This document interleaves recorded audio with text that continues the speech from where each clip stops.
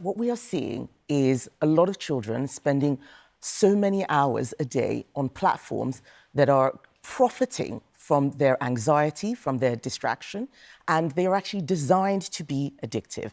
So what we want to see is common sense, protection for children and freedom for adults. We want to give parents some understanding that the government understands what they're going through. So we want to bring in age limits. The internet is a Wild West, social media in particular. We don't think children should be on there, and we want the industry to see the direction of travel so that we can start working with them now in order to get the proper solutions in place. You don't like the word ban, but an age limit would be a ban. If you're saying that under-16s are not allowed to use social media platforms, that is a ban by any... Yes, it is. But the instinct is about distinguishing between children and adults. We treat children like adults too often, and sometimes we treat adults like children. Let's bring some common sense into it. And, you know, I say this as a mother, myself, 3 children.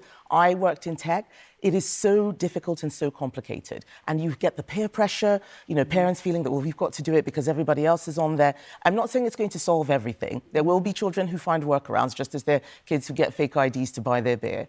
But this will help get a critical mass of children off social media. It's interesting there, as part of your reflection on this, is from your own family. I mean, how difficult is it in the Badenoch household to get the kids off the phones? Yes. My oldest has just got into year 8. She's just been given a phone. She's not allowed to use social media on it. I've put all the restrictions on there, and it's very hard to manage it. There are ways to get around it. But I also see just how addictive, even from my own usage of social media, I can see how it's designed to keep you on there again and again and again. And we're also seeing a huge increase in depression and anxiety, mental health issues. Some of this correlates quite strongly with social media use. We're having people come out of university, go straight onto benefits. We want to curb that. So all of this is linked with our wider strategy. Banning phones in schools, getting people into work. All of these are bricks that are going to build up our policy wall. In terms, though, of that addiction point, it's interesting you say that also for some adults. Are there platforms or sites that you feel sometimes a bit addicted to? I remember reading once that you played rather a lot of Candy Crush. I don't know where that came from. I have never played Candy Crush. Oh, well, we're correcting the record. No. Never played Candy Crush. No. It's with the, I use Instagram.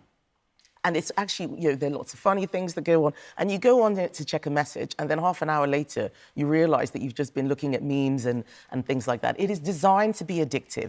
Adults should be able to cope with that and manage themselves. Children, we need to protect.